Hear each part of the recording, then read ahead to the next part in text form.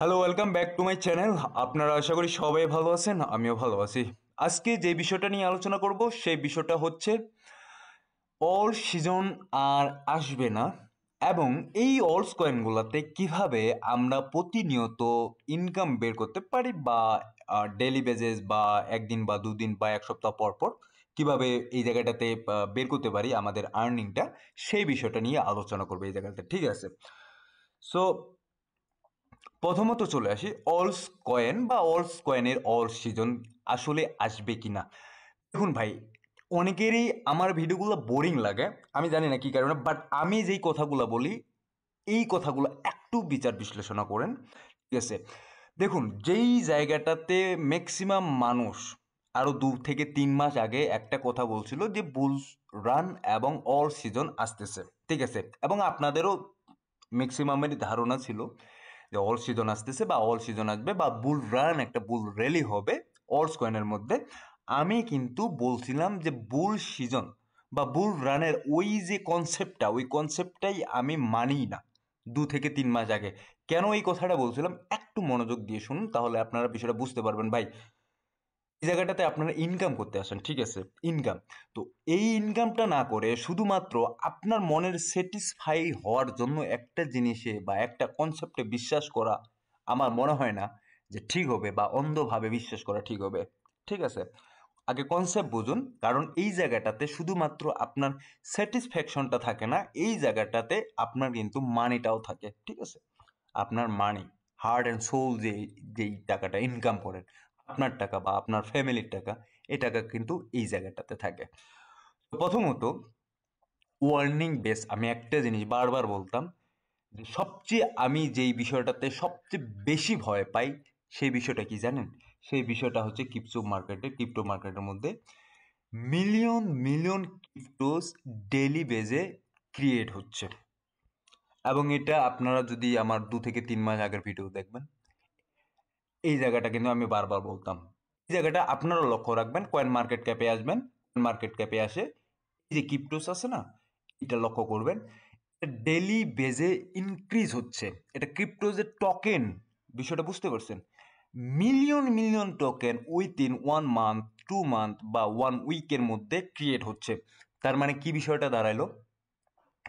বিষয়টা হচ্ছে মানি কিন্তু এই জায়গাটাতে ফ্লো হচ্ছে না, মানি ইনজেক্ট হচ্ছে না আপনার মিম কয়েন বা অলস কয়েনগুলোতে। এই জায়গাটাতে হচ্ছে ওই টাকাগুলাই, ওই মানিগুলাই একটা থেকে আরেকটাতে ডিস্ট্রিবিউশন হচ্ছে, সার্কুলেটিং হচ্ছে, যে কারণে আমাদের যে ফান্ডামেন্টাল কয়েন, ওই ফান্ডামেন্টাল কয়েনগুলো কিন্তু এখন পর্যন্ত, ভালো যেগুলো ফান্ডামেন্টালগুলো, এখন পর্যন্ত কিন্তু সেভাবে পারফরমেন্স করতেছে না।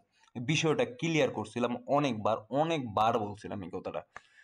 এখন আমি শুধু না, আমার যারা ক্লায়েন্ট আছে বা আমার কাছে যারা পরামর্শ নেয় তারাও শুধু না, অনেক মানুষ এই জায়গাটাতে 50% বা 40% এখন পর্যন্ত ডাম্পে আছে তাদের পোর্টফোলিওর। ঠিক আছে, অনেকে তো 80% 90% আছে, যারা অলমোস্ট একটু গ্রিডি হয়ে কিছু শিট কয়েনে ইনভেস্ট করছে। দেখুন, এই জায়গাটাতে আমি এই কথাটা বলে দিই, এই জায়গাটাতে আমি যেটা করি সেটা হচ্ছে যে আপনার মনে করেন যে আমার টেলিগ্রাম চ্যানেলে কিন্তু আমি প্রতিনিয়ত একটা দুটা করে স্পটে সিগন্যাল দেওয়ার চেষ্টা করি, যার বেসিসে কিন্তু আপনার এই জায়গাটাতে 9%, 10%, 20% বা মানে এরকম অন অ্যান অ্যাভারেজ 10% বা 15% একটা প্রফিট নিয়ে বের হতে পারেন, বা এটা হয় কিন্তু। ঠিক আছে, সো এই জায়গাটাতে আমি যেটা করি সেটা, কেন আমি এই কাজটা করতেছি এখন, আগে কিন্তু করতাম না এই জায়গাটায়, এই কাজটা এই মুহূর্তে একটা মাত্র কারণে করতেছি ভাই, আমি কোয়ালিটিতে এখন বিশ্বাস করি, কোয়ান্টিটি আমি বাদ দিয়ে দিছি।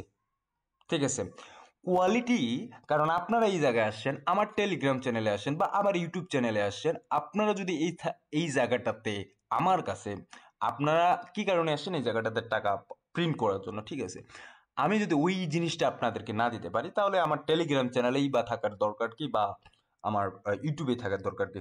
তবে ইউটিউবে অ্যাওয়ারনেস আমি তৈরি করি, ক্রিয়েট করি, যে এই বিষয়টা এটা এটা হতে পারে, বা এটা এটা বা সমস্যা ক্রিয়েট হচ্ছে, এই বিষয়গুলো কিন্তু আমি অ্যাওয়ারনেস একটু ক্রিয়েট করি। আগে একটা ভিডিও তৈরি করতাম, বাট এখন আমি কিন্তু চেঞ্জ করছি।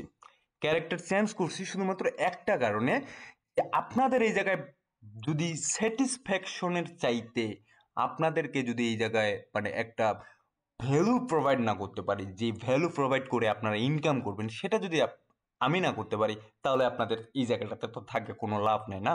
এটাই। সো আমার টেলিগ্রাম চ্যানেলে আপনারা যুক্ত হতে পারেন, আপনারা ফ্রিতে এই জায়গাটাতে দুটা তিনটা স্পট সিগন্যাল এই জায়গাটাতে পেয়ে যাবেন। এখন এই জায়গাটাতে স্পট সিগন্যালটা কেন দিচ্ছি আমি বলবো, অনেক বিস্তারিত ঘটনা আছে। ক্রিপ্টো যেহেতু এই জায়গাটাতে ডেলি ক্রিয়েট হচ্ছে, শিট কয়েন তৈরি হচ্ছে, এই জায়গায় আপনার টোটাল থ্রি দিকে থাকেন। 2021 সালে এটার 1.13 ট্রিলিয়ন পর্যন্ত গেছিল যখন অল টাইম হাই হয়েছিল। তখন 2021 সালে এত ক্রিপ্টো মার্কেটে কয়েন ছিল না, যার কারণে অনেক কয়েন কিন্তু হিউজ পরিমাণে রিটার্ন দিছে। এই জায়গাটাতে এই বিষয়টা কিন্তু এর আগে কয়েকদিন আগেও আপনাদেরকে বুঝিয়েছিলাম। এই জায়গাটা আপনারা দেখুন 1.16 2024 সালে ডিসেম্বরে, মানে একেবারে 2025 সালে এই জায়গাটাতে 1.16, মানে এখানে শুধুমাত্র 0.03 মানে মার্কেট ক্যাপে এই জায়গায় ইনজেক্ট হয়েছে মানি, এর বেশি কিন্তু না। এখন যদি আপনারা দেখেন প্রতিনিয়ত এই জায়গাটাতে কি তৈরি হচ্ছে, ক্রিপ্টো তৈরি হচ্ছে। এই জন্য আমি কিন্তু এটা আগে দেখিয়ে দিলাম, মানি কিন্তু এই জায়গাটাতে ফ্লো হচ্ছে না। এবং ধারণা করেন এই যে জায়গাটা 2021 সালে যখন মানি 864 বা 850 বিলিয়নের মার্কেট ক্যাপ ছিল, ওই সময় ওই কয়েনগুলো কোন জায়গাটাতে ছিল, এখন আজকের ওই কয়েনগুলাই আজকে এই জায়গাটাতে কেন আছে, মানে এই মার্কেট ক্যাপে, ঠিক আছে? কারণ একটাই শুধুমাত্র, সেটা হচ্ছে যে মানি ইনজেক্ট হচ্ছে না, বাট ক্রিপ্টোস বেশি হয়ে যাচ্ছে, ঠিক আছে? সো এটা কিন্তু একটা সিম্পল জিনিস, আমি আর বিস্তারিত এটা ব্যাখ্যা করলাম না, এটা আপনারা অলরেডি হয়তো বুঝতে পারছেন। সো এই জায়গাটাতে যতদিন পর্যন্ত মানি জেনারেট হবে না অল্টস কয়েনে, ততদিন পর্যন্ত অল্টস কয়েনের ভালো কিছু আশা করা যায় না। কিন্তু এখন কথাটা হচ্ছে যে কেন মানি ইনজেক্ট করবে কারা? ইনস্টিটিউশন। আমরা কি চিন্তা করি এই জায়গাটাতে, যে প্রাইস বাড়বে, অল্টস কয়েন অল সিজন আসবে, এটা একটা বুল র্যালি দেখা দিবে। আমার কথা হচ্ছে ভাই, প্রাইস তো এমনি এমনি বাড়ে না এই জায়গাটাতে, না, প্রাইস তো এমনি এমনি বাড়ে না। এই জায়গায় অবশ্যই কেউ না কেউ মানি ইনভেস্ট করে, এই জায়গাটা লিকুইডিটি আসে, এই কারণেই কিন্তু আপনার প্রাইসটা বৃদ্ধি পায়। কিন্তু আমার কথা হচ্ছে যারা হোয়েলস আছে, যারা বিগ ইনভেস্টমেন্ট করে এই জায়গাটাতে, তারা কেন মানি ইনজেক্ট করবে টোটাল থ্রিতে, মানে অল্টস কয়েনে? কিছু তো কারণ থাকতে হবে না? যদি কোনো কারণ না থাকে তাদের কাছে এই জায়গাটাতে মানি ইনজেক্ট করার, তাহলে আপনারা ভুলে যান অল সিজন আসবে। আপনারা স্রেফ ভুলে যান এই জায়গায় যে অল সিজন আসবে, ঠিক আছে? এখন আপনাদেরকে এই জায়গায় আমি ডিমোটিভেশন করতেছি না, অল্টস কয়েন আমিও হোল্ড করি, এমন না যে অল্টস কয়েন হোল্ড করি না, তবে ভালো ভালো। তবে আমার যে কনসেপ্টটা আছে, সেই কনসেপ্টটা হচ্ছে আমি একটা কয়েনে ইনভেস্ট করব, শর্ট টার্মের জন্য সুইং একটা ট্রেড নিব। আপনার মনে করেন যে সেটা আপনার মনে করেন যে 7 দিন বা 10 দিন বা 5 দিন এর মধ্যে, এই এই টাইম ডিউরেশনের মধ্যেই আমি কি করি, ওই জায়গা থেকে আমার প্রফিটটা বের করে নিয়ে আসি, এবং আমার চার্ট দেখে, আমার সিস্টেমিক্যালি যে টেকনিক্যাল চার্ট আছে সেই টেকনিক্যাল চার্ট দেখে ওইভাবে একটা পজিশন নিয়ে নিই, ওইভাবে সুইং একটা করে দিই, দেন ওইখান থেকে একটা ভালো প্রফিট নিয়ে আসে। তবে সব কয়েনই ওগুলা একসাথে পাবেন না, কিছু কিছু কয়েন আছে যেগুলো খুঁজে বের করতে হয়। সো এই জায়গায়, যার কারণে আমার টেলিগ্রাম চ্যানেলে আমি কিন্তু এই কাজটা এখন শুরু করছি আপনাদের জন্য, শুধুমাত্র যাতে আপনারা এই জায়গা থেকে শুধুমাত্র প্রফিটটা বের করেন এবং প্রফিট বের করতে পারেন, ঠিক আছে? তাছাড়া এই জায়গাটা তো প্রফিট ছাড়া ক্রিপ্টো মার্কেটে আপনি অযথা কেন সময় দিবেন, ঠিক আছে? সো এই কারণে কিন্তু আমার এসব কাজ করা। এখন কথা হচ্ছে যে ভাই আপনি যে কথাটা শোনাইলেন বা যে কথাটা করলেন ভাই, আসলে তো ইয়ারলি আপনারা যদি এই জায়গাটাতে চার্টটা দেখেন, ইয়ারলি বেজে, ঠিক আছে, ইয়ারলি বেজে চার্ট দেখেন, এখানে ফেড কয়েন কত 61% ডাউন, র্যান্ডার কয়েন 59% ডাউন, আপনার ফ্লকি 63, নিয়ার প্রোটোকল 64%।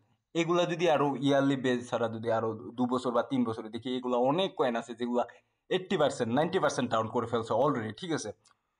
সো কনসেপ্টটা বুঝার চেষ্টা করুন, লং টার্ম হোল্ডের কথা চিন্তা না করে আমরা যদি এখান থেকে 10%, 15% বা 20% প্রফিট নিয়ে বের হওয়ার চেষ্টা করি, ঠিক আছে, তাহলে কি ঠিক না? সেটাই কি আমাদের হওয়া উচিত না? একটু গভীরভাবে এই বিষয়টা একটু পর্যবেক্ষণ করুন এবং আপনি বুঝতে পারবেন যে আমি যখনই কয়েনটা আমার মনে করেন যে এই জায়গাটাতে আছে, ধরুন একটা কয়েন নিচে এই জায়গাটাতে, সেটা আমি বিটকয়েনের কথা বলতেছি এই জায়গাটাতে, অন্য কোনো কয়েনের উদাহরণ আপাতত দিচ্ছি না, ঠিক আছে, যেহেতু চারটা আমার এই জায়গাটাতে ওপেন করা আছে। আমি এই জায়গাটাতে বাই, এই জায়গাটাতে সেল করলাম, এই জায়গাটাতে ধরুন আমি যে বাই করলাম, ঠিক আছে, এই জায়গাটাতে বাই করলাম, এই জায়গাটাতে সেল করলাম, ঠিক আছে, দেন মার্কেট নিচের দিকে আসলো, দেন আবার আমি কিন্তু সেম কাজটা করলাম, আবার বাই করলাম, আবার সেল করলাম, আবার আপনার মনে করেন যে এই জায়গাটাতে বাই করলাম, আবার সেল করলাম। সো রেপিডলি একটা জায়গাটাতে আপনি যদি এইভাবে বাই সেল করতে থাকেন, 10%, 15% করে ওই জায়গা থেকে বের করে নেন, তাহলে আপনি দেখেন অ্যানুয়ালি বা মান্থলি বা আপনার অ্যানুয়ালি যদি হিসাব করেন, সেই জায়গাটাতে আপনার কত পার্সেন্ট প্রফিট আপনি বের করতে পারছেন। এখন আমি একটা কয়েনকে হোল্ড করলাম স্টপ লস না লাগিয়ে স্পটেই। সো দেখা গেল যে ওই কয়েনটা আমার মনে করেন যে আস্তে আস্তে নিচের দিকে আস্তে আসে ওখানে 30, 40, 60, 70, 80% পর্যন্ত, 99% পর্যন্ত আমার পোর্টফোলিও খায় ফেললো। কি লাভ হইলো আমার ওই জায়গাটাতে হোল্ড করে, ঠিক আছে? সো সিম্পল এবং সিম্পল জিনিসগুলো কিন্তু আপনাদেরকে এখন থেকে বুঝতে হবে, এখন থেকে মাথায় ঢুকাইতে হবে। এই যে কনসেপ্ট, এই কনসেপ্টগুলো থেকেই বাইর হইতে হবে, যে বুল রান বুল সিজন, ওই কনসেপ্ট থেকে বের হয়ে বাস্তবতার দিকে আসেন। এবং আমি যেটা জিনিস বারবার বলি, যে যেই জায়গাটাতে আমরা কিন্তু ভাই এই জায়গাটাতে রিটেল ইনভেস্টরদের সাথে বা রিটেল ট্রেডারদের সাথে এই জায়গাটাতে আমরা খেলতেছি না, এই জায়গাটাতে খেলতেছি কাদের সাথে? বড় বড় বিগ হোয়েলস, বড় বড় যে যারা ইনভেস্টর আছে, ব্যাংক আছে, ইনস্টিটিউশন আছে, তাদের সাথে আমরা খেলতেছি। সো বি কেয়ারফুল এই জায়গাটাতে, ঠিক আছে? সো ধন্যবাদ সবাই, ভালো থাকবেন, সুস্থ থাকবেন, দেখা হবে নতুন কোনো ভিডিও নিয়ে আগামী দিনে।